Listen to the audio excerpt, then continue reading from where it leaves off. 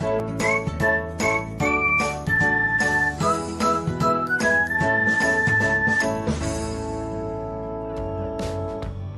everyone, welcome back to another episode of Technologyglance. Today in this video, I'm going to guide you through how you can disable filter most reported word on Instagram Lite. So let's get started.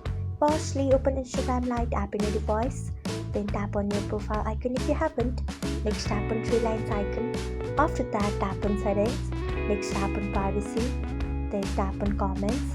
After that, make sure that you have enabled manual filter. Then below it, you can see the option of filter most reported words. Turn off it by tapping on it.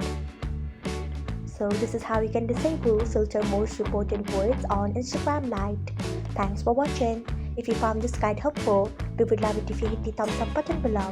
We upload great new tech tutorials like this one every day. So do not forget to subscribe to our channel and hit the bell icon so that you'll never miss another update.